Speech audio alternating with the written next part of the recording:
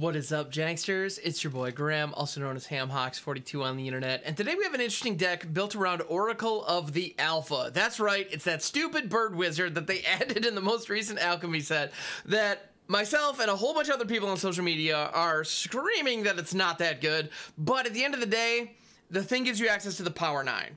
So I would be remiss if we did not at least attempt to build a deck around that can take advantage of these incredibly powerful pieces of Magic's past. So good work, Wizards. You got me on this one. I am a total sucker for being able to play with power. And so let's try that. And this is a historic deck that is really trying to leverage the Oracle's abilities. I'm looking forward to getting into it. But first, I want to give a huge thank you to our patrons. So the patrons of the channel, Angry Jellyfish and Elsa89, thank you so much for doing what you do and helping support me. It also makes a huge difference. I really appreciate it. And I also want to give a huge shout out to our sponsor, MagicJank.com. If you are interested in buying or selling Magic the Gathering products, MagicJank.com is a brand new marketplace where you can, well, buy and sell those products. So please check it out. Love it if you take a look. We are also running monthly giveaways as well as events like tournaments and whatnot. So please keep an eye out for that. MagicJank.com. There's a link in the description. Appreciate it if you check it out. So with that, now that the shilling and the schmoozing is out of the way, let's get into the deck itself. All right, so here we are. The name of the game, Oracle of the Alpha, as promised. This is a 2/3 flyer for 2 and a blue, bird wizard. When it enters the battlefield, conjure the power 9 into your library, then shuffle. Whenever Oracle of the Alpha attacks, scry 1. Now, if you're not familiar with the power 9, we have Ancestral Recall, Time Walk, Time Twister. You'll notice so far very blue, which are just incredibly powerful effects that we have seen on other Magic cards, but usually not for as cheap. For example, like the best example, Ancestral Recall. Target player draws 3 cards for 1 blue at instant speed. Nowadays, you put 3. Nowadays, if you're drawing 3 cards off a card, it's going to cost you at least 5. Like, at least. And frankly, that's usually, and most of the time, that's even a sorcery speed. And that's a fair rate for it. So to get all of that for 1 at instant speed, savage. The card's insane. It makes, like, it's busted as hell. And Wizards knows this, which is why it's on the reserve list, why it's, well, that's actually, it's on the reserve list for collector reasons, but that's why they'll never reprint this, ever in a million frickin' years. But they have it here. We can conjure it into our library. So we also, on that same vein, we have Time Walk. 1 in a blue, take an extra turn. It's an extra turn. It's an extra turn for 1 in a blue. Holy crap. Okay, and then we also have Time Twister. This is another one, which, generally speaking, people consider Time Twister to probably be one of the least impressive Power 9, but trust me, it's awesome. 2 in a blue, each player shuffles their hand and graveyard into their library and then draw 7 cards. It's a wheel. It's a wheel for the entire board for only 3 mana. It's actually really awesome, especially if you've teed up an extra turn with a Time Walk. In any event, Time Twister is great, and we're going to take advantage of it here. We also have Black Lotus, the one, the only Black Lotus. We have a chance to play with it here. For 0, tap, sacrifice it, add 3 mana of any one color. Just 3 mana for free 1 time. Awesome. It's a ritual in any color. I mean, it's the most expensive Magic the Gathering card for a reason. And scarcity is a part of it, but also that effect is insane. All right, we also have Mox Emerald, Mox Jet, Mox Pearl, Mox Ruby, and Mox Sapphire, all 0 mana artifacts that tap to add 1 mana of their respective colors. So, what do we have with the Power 9? We have a lot. We have 6 0 mana artifacts that create mana. Okay, we can work with that. And then we also have incredibly powerful cheap effects that can help us set up a game win. What we do not have in here is a finisher. So the Power 9 are all really cool, but none of them actually end the game for you. They provide a ton of value that will tee up a strategy very, very well, but they don't have a strategy to end the game on its own. So we have that. And the strategy we're going with is Aetherflux Reservoir, baby. This thing is a beast. This is from Kaladesh. It's an artifact for 4. Whenever you cast a spell, you gain 1 life. For each spell you've cast this turn, you can pay 50 life, and it deals 50 damage to any frickin' target. So Oracle of the Alpha puts all these cheap or even free things into our library, which hopefully we're going to be able to cast out repeatedly over and over and over in a turn, trigger the Aetherflux Reservoir for the win. Boom. It's that simple. So Another key piece that we have for this is Bolas's Citadel. Bolas's Citadel says you may look at the top card of your library at any time, and you may play lands and cast spells from the top of your library. If you cast a spell this way, you pay life equal to the mana value rather than its mana cost. You can also tap, sacrifice 10 land permanents. Each opponent loses 10 life. We're probably not going to leverage that that activated ability probably ever, to be honest, but that's okay. So what we're doing is we're hoping to bloat our library full of all these 0-drop things, hit a Bolas' Citadel, be able to dump them all onto the board one after the other, just boom, boom, boom, boom, boom, boom, boom, boom, boom, and in so doing, just ramp up with the Aetherflux Reservoir, Death Star Laser to the face, and call it a day. And that's what we're trying to do. That's the name of the game, and so, how do we set that up? Well, another thing we have in here is Thassa Deep Dwelling. Thassa is great. So, Oracle of the Alpha hits on 3. Thassa can hit on 4 and blink the Oracle of the Alpha, which puts more stuff in our library. So if we get an opportunity to blink the Oracle turn over turn, we then have an opportunity to fill our library with 3, 4, 5 copies of the Power 9. So we could have a 90-card library pretty easily. Like, actually, I get over 70 cards in my library with this deck pretty consistently. That's nice. I like that. So yeah, we want to do that, as you can imagine. Yeah, so that's why Thassa's in here. Pretty sweet, if you ask me. We also have Fibblethip the Lost. Fibblethip is great. It's a 1/1 homunculus for 2 that if it enters the battlefield, you draw a card. If it entered from your library or was cast from your library, draw 2 cards instead. That's just lovely. So if we hit Fibblethip off the top with Bolas' Citadel, we draw 2 cards. Sick. Or if we just play it out on 2, draw a card, it basically cycles itself, and we can also blink it with Thassa to draw additional turns if we haven't found the Oracle yet. So, all good things. Now, we also need to survive. We need to survive the early game. Right now in Historic, there's a lot of early aggression. There are a lot of tribal decks running around out there like Elves, and, you know, I've seen some red deck wins and those kinds of things. So, we have 4 Meat Hook Massacre. It does the thing. It just ends aggro decks, like on the spot, most of the time. That's nice. Like, we need to do that. Also, if we hit Bolas' Citadel, we can also just rip this out where X equals 0. So if it's on the top of our library and we have a Bolas' Citadel down, we can just pay 2 life and just play it. And it effectively does nothing, but it moves out of the way so we can keep going through our library. So that's nice. We also have Fatal Push and Fading Hope in here as just 1 mana ways to tinker with our opponent's board state, slow down damage, mess with their combos, those kinds of things, just to give us an opportunity to, you know, hold out in the early game. You know, that's the idea. Name of the game, if you will. We also have Hagra Mauling. We're not going to be casting Hagra Mauling very often. However, it's a land. You know, so a lot of time we can cast it as a land.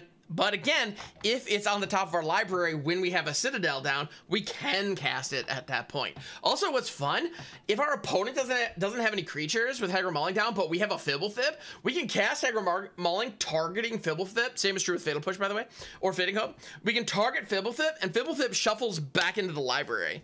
And so we might be able to hit Fibblethip off the top of our library again, draw some other cards. It's fun. So that's an option too. Good stuff. Now, the main key pieces here, you'll notice we only have 1 Citadel. Like, here I'm talking about all of the great things we can do once Citadel is live. But how do we get Citadel live? Like, we have Mastermind's Acquisition. So, for 4 mana, search the library for a card, put it in your hand, then shuffle, or put a card you want from outside the game into your hand. So, we can either grab a card from our library or grab a card from outside the game. If we've already hit the Oracle, Mastermind's Acquisition can go grab whatever piece of power we need. In the moment, which is really cool. So if we just need another turn, we can cast Mastermind's Acquisition, go over to the library, grab a Time Walk, boom, we're good to go. That's really nice. So don't sleep on that. Also, if we are so close to storming off with Aetherflux Reservoir, we can go grab one of those 0-cost artifacts, like a Black Lotus, for example. Just throwing that out there as an option. We can also go grab a Time Twister and reset our hand and possibly draw into more Moxen. So that's all good. There's a lot of things we can do with Mastermind's Acquisition. But most importantly, we have a sideboard. We have a sideboard locked and loaded. We also have Karn the Great Creator in here for the exact same reason. Well, it does shut off our opponent's artifacts, which could be relevant, maybe cut off some ramp, but it also gives us that -2, where we can grab any artifacts we want from outside the game and put them into our hand. Bolas' Citadel is an artifact, and you better believe we have one on the side. So we have 7 main deck ways to fetch a Bolas' Citadel out of the sideboard, or, well, in three of which could also grab it out of the library. And we have, you know, one in the sideboard that we can go grab. We also have an Aetherflux Reservoir. It being a major combo piece, we have to have one of those in the sideboard as well, so we can fetch it. I do have a Thassa Deep Dwelling in the sideboard as well. Unfortunately, Karn is unable to grab Thassa, but Mastermind's Acquisition can. So we can pull Thassa into hand to get the Blinky action going if we need it. I also have Celestis in case we're just like 1 mana shy from like really cool turns. It gives us that. We have a Pithing Needle in here just to shut down opposing Planeswalkers and those things. Also, it gives us a 1 mana artifact. So if we just need to cast some more spells to storm out with Aetherflux Reservoir, it could just be a 1 mana spell for us. Nothing wrong with that. Tormod Script costs 0. If we just want to spell, that's probably what we're going to go for first. That's okay. And we also have Chalice of the Void. Chalice of the Void is great if your opponent has a certain combo that you just want to shut down. Or you can cast it for 0. Like you can straight up cast Chalice of the Void for 0. So, granted, it would kind of monkey with our Moxen, so that's something to be aware of, but at the end of the day, like, that's something you can do. If not, you can shut down 1 or 2 drops. Like, hitting an Elf deck with Chalice on 2 would be pretty savage, and being able to do that might be nice. So, anyway, there are a lot of things that you can do with that, so it's pretty darn sweet. So that's the deck. Here we are. So the goal of the deck is to fill our deck with Power 9, and then rip them off the top with Bolas' Citadel. So let's run this thing out and see what we can do. All right, we have Fibblethip, Meathook, and Karn. This is a snap keep. I'm feeling pretty good about that. I'm feeling really good about that, actually. Now, you'll notice also, I didn't go into much detail on the mana base when it came to the deck tag, but we do have Fetid Pools in here. It's a black-blue dual that can cycle. So if we do hit multiple lands on the top of our deck with Bolas' Citadel, we can use Fetid Pools to cycle and basically draw one of the lands off the top so that hopefully we can get into some more spells. That's the idea there. We have Fabled Passage in there for a similar reason, so that we can tap it, crack it, shuffle, and then continue. Anyway, because that's the one thing, when you're playing off the top of your deck, hitting multiple lands feels really bad. We want to avoid that if we can. All right, so Fetid Pools down on turn 1, because we didn't have turn 1 play anyway. You'll also notice I'm currently in Platinum. I was in Mythic last season, but I gotta be honest, the last couple weeks, I have been not having any fun on the ladder in any format, so I just haven't been doing it. And if I'm honest, I probably won't. So I'm probably gonna end this season in Plat 4 right where I am right now. And I'm okay with that. And I highly recommend you be okay with that kind of thing too. If you're not enjoying the game, if you're not enjoying the meta, then don't worry about it. I'm not saying don't play the game at all, but at the same time, like, engage with it however you enjoy. It's a game after all. We gotta enjoy it. All right, Scorch Spitter. We have Cavalcade, everybody. Fibblethip. Into another Fibblethip? Sure, why not? I'm assuming it's Cavalcade. Scorch Spitter is usually followed by Cavalcade of Calamity. Not always, just often. Are they gonna Bone Crush my Fibblethip, shuffle it back into the library? That fizzles the Bone Crusher Giant. Yes! Let's go! Oh, that felt good. That felt real good. All right, I'm gonna throw out another Fibblethip because clearly they're threatened by the Fibblethips. Bloop, draw another card. Thassa! What's up, girl? Let's do this thing. All right, we're going into turn 3. Fanatical Firebrand could pick off Fibblethip if they wanted. We're sending on a Meathook though, so we're just chilling. I want to hit for, like, I want this Meathook to be more meaningful than just a Scorch Spitter. Light up. Viashino Pyromancer. You'll notice, actually, one thing that I do a lot these days is make Tiny Dancer jokes. I can't stop, and I don't know why. It just is what it is. I also been playing a lot of Naya Elves in Standard. So the Fleetfoot Dancer is a song cue. Pretty much every time. And I'm not sorry. It is what it is. So Reservoir online, and Karn is now in a nice little a little bit of a I'm hoping it's enticing. Trying to pull him off to the side here. They miss out on the Pyromancer. They could skewer Karn, which would be fine by me, frankly. Yeah, okay, that's fine. Karn got us the Reservoir. Homie did his job. All right. Let me just draw another one just for good measure. Sure, why not? You know what? I'm just gonna keep ripping these Fibblethips. And there's the Oracle. Let's go. Unlimited power is in the deck somewhere. That worked out. That worked out a lot, like really well, actually. Runaway Steamkin, sure, do your thing. Homie doesn't have haste, pretty jazzed about that. Fanatical Firebrand can pick off the. I know it's Fibblethip, I just thought I would be a little bit of jackass for a second.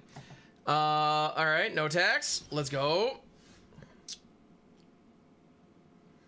That's intriguing. It's very intriguing.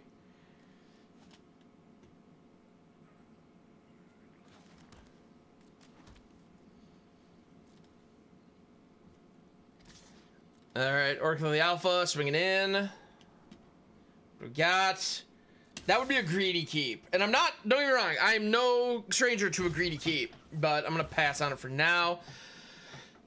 I'm gonna drop Thassa. And Thassa's gonna blink our Oracle. More power! More power! All right. 64 cards in deck, feels good. Feels real good. Steamkin coming out, sure. Doing its thing. I wouldn't be, yeah, Fibblethip is, oh, they're actually gonna pick up my Oracle. Bummer, yo. All right, fair enough. All right, Oppo, you're gonna get in for a little bit of damage here. Good work, good work. I was gonna meat hook this board next turn, but still, good work, good work.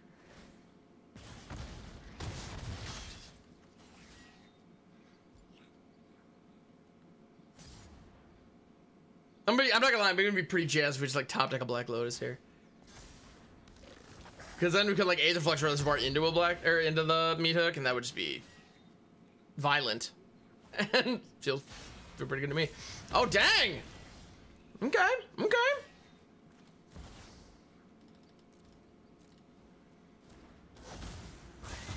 Now this is historic, this is an alchemized format, so we do not gain the life from the meat hook, which sucks. Yeah, Pyromancer, we're dead. Doggone it, we were so close. You know what? Just for good measure. It doesn't matter, but still. Sure, they're gonna go over top of it anyway. Yeah, okay. Doggone it. I got a little greedy there. I probably should have meat hooked earlier. Oh well, it happens.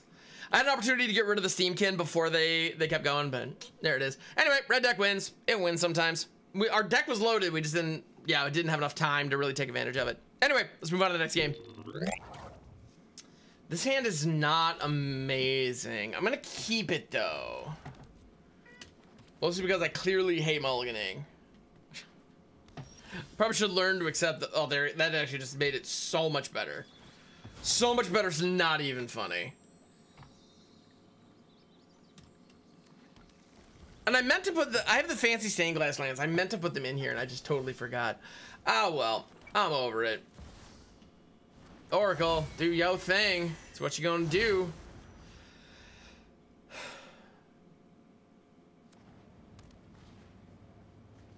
Oppo exploring, okay, they're ramping. They be ramping. Track in, nope, pass on that all day, every day. And we missed our land drop. That's awful. Straight up awful. That said, if they want to just try to destroy the Oracle, we can bounce it with Fading Hope, so that's nice. I can also bounce a Great Breaker so we can get a Scry. Show me a land. You're not a land. Aetherflux Reservoir, I love you, but you're not what I need right now. And you know what? I am gonna bounce the Oracle because we just need, nope. Man, we are churning through our deck. And not only are we not finding the lands, we're also not finding our power. Like Moxen would be fine here, but we're not seeing those. There it is.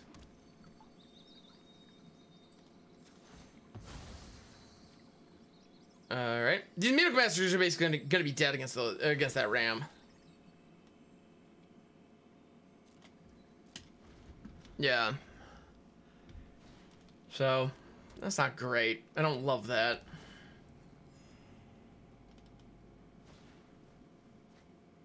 Explore, okay, and they have the bases then, so. All right, yeah, I'll stick that. Doink. Yeah, Reservoir's gonna be nice. It's gonna give us some padding, if you will, some life gain padding. Oh, or just cleansing Nova, sure. Wow, that sucked. All right. But what can you do? Well, I can cry about it. All right.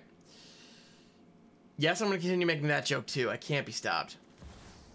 Stick the Oracle. Let's get more power into the mix.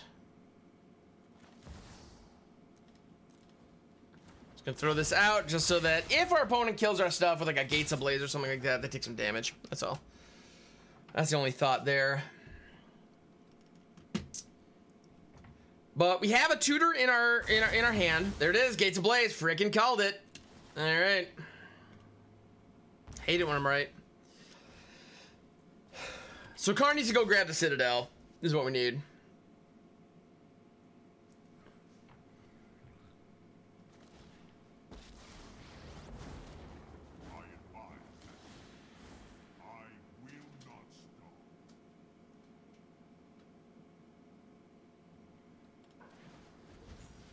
We're turned away from, or we're land away from actually being able to play it, so that's problematic for sure. But is that, are we dead? Actually, I'm not counting their gates over here, so yeah, we might just be dead. No, we will be soon. Go face, yep. Walker's a distraction. Makes sense. Yeah.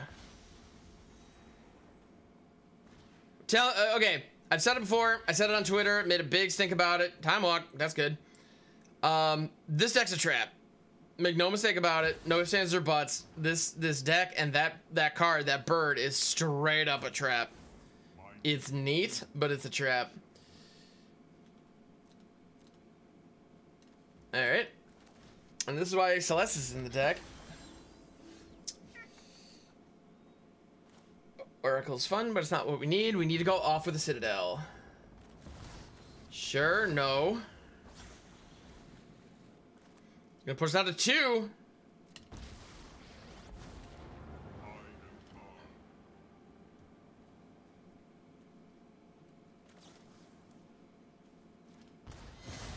Yeah, we're dead. There's nothing we can do here.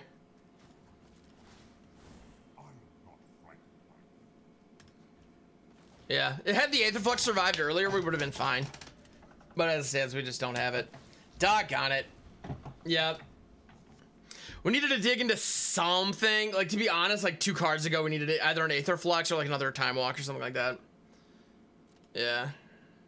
But here it is. Oh, well. All right. Card's a trap, I'm telling you. It's totally a trap. But we're going to keep trying. But here we went up against a super red aggressive deck, got completely smoked. We went up against a kind of a dirtily Gates deck, also got smoked. So hopefully we go up against some kind of mid-range something that we have a chance against, because so far we haven't seen it. All right, this is a 2-lander. It's at the end of the day, 2-lander, especially on the play, I can't keep it. As sad as that makes me, because like Oracle into Thassa is sweet, but we need to draw so many lands. Can't really depend on it. Now, we have the Hagra Mauling, so that can help. So I think this is a keeper. Now, I kind of want to keep Thassa, but without the Oracle around, I think Karn actually gives us just better action. Well, actually, you know what? No, I'm going to let Karn go. I'm going to hang on to Thassa. Let's do this. Boom.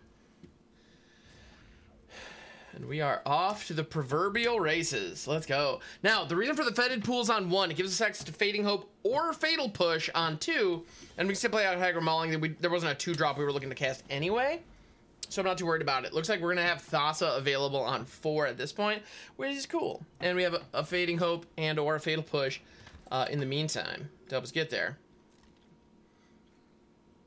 All right, looking for the end step blip. I've been noticing a lot of life gain. Like, I don't play much Historic, but since I built this deck, I've been going up against a life gain a lot. Like, a lot. Like, a shocking amount, if I'm honest. So apparently that's just the thing that's out here right now. It's just, I mean, a little annoying, but whatever. Fading Hope can deal with it, so we'll be alright. And at the end of the day, when we combo off, like, once this deck combos, I don't care if they're at 50 life or 100 life. We're gonna be fine if we can get the right setup. Notable, big if, but if we can, we're gonna be golden. We'll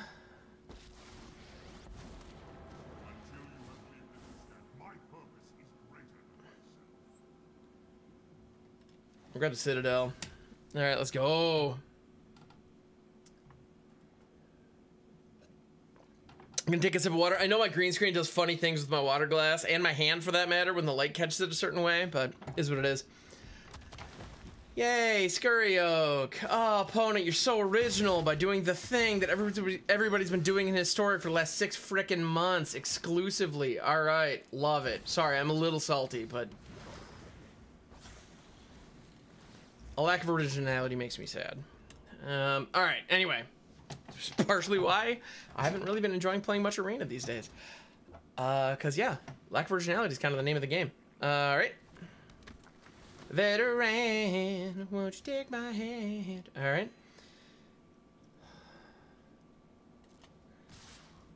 They're swinging in. So I can Fading Hope the Skyclave Apparition. Scry. Hagermulling is a land, so it's not an untapped land, which I would definitely prefer. That's okay, but now we get a 2/2 that can eat the Scurry Oak. Feels good. Feels real good. Let's go. The Soul Warden, sure, fine, whatever. Oh, the craps I don't give. All right. Just preserve the life total. I am way not blinking that. Way not blinking that. Here comes frickin' Heliod, sure. Again, opponent, you're so original. You should feel so good for yourself. Anyway, sorry, this deck is like, this deck's exhausting. All right, they're gonna spread the counters out. That makes sense.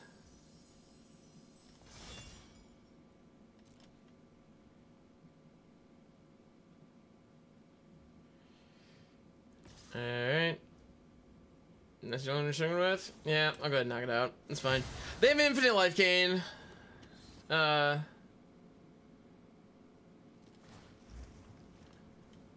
that down because I can. They have infinite life gain teed up right now. But here comes Bolas to Citadel. We still have 18 life to work with. There's a land. There's a Fable Thip, so it's going to draw us 2 cards. Sure, gain your life. Enjoy. Have fun. We need to get an Oracle. Like, the fact that we haven't loaded our library yet is a huge problem. Huge problem. Haggard's fine. Gives us something to do anyway. No attacks, just hold back.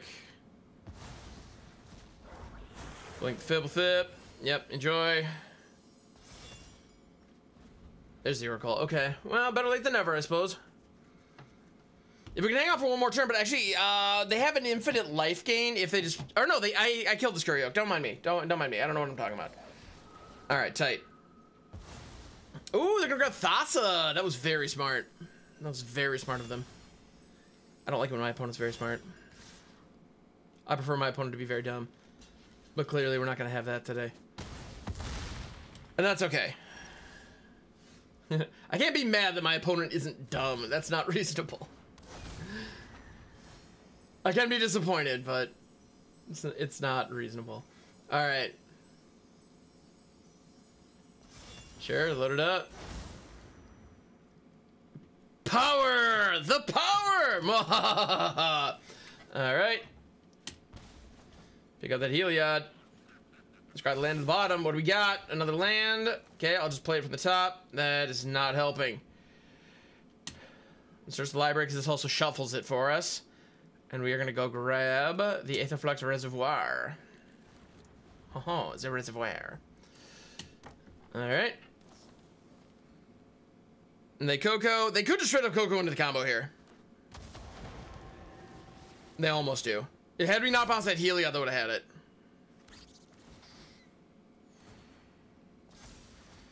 This voice of the Blessed about to get swole, which is mildly annoying, but it's fine. And unfortunately, we just need to preserve as much of our life total as possible, because every life point is action off the top.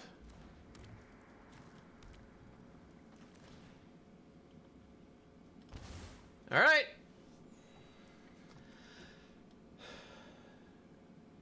Where is Time Walk? That's the action I'm looking for. Let's go.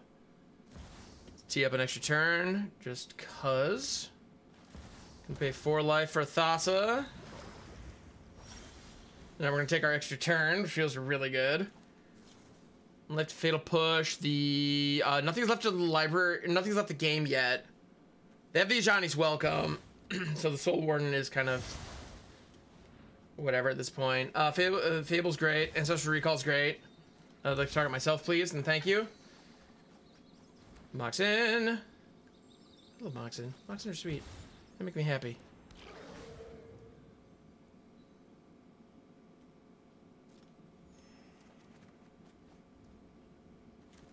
Tight. More Aetherflux reservoirs. Mox time. Aetherflux, just mad life gain. That is the name of the game. Yes! Opponent scoops it up. We freaking had it. That's what we're talking about. That is what we're talking about right there. We had it. Aetherflux Reservoir was going to absolutely decimate them next turn. Now, the Fading Hopes and the Fatal Pushes, we were able to disrupt their plan enough. There were 2 turns where we straight up denied their combo. And the fact that they didn't hit the combo off the Collected Company was also huge for us. Absolutely huge. I gotta say, that was awesome. That's what we're trying to do with this deck. I swear it works sometimes. Not all the time, of course, but sometimes. In any event, thank you so much for checking out the video. I appreciate it very, very much. You are awesome. Like I said, I'm pretty sure this deck's a trap. Like, don't go crafting this, but if you happen to have opened Dominaria Alchemy and you have this, it's actually pretty fun when it works. But all the same, like, the Power 9 are power for a reason. Like, they're really freaking good.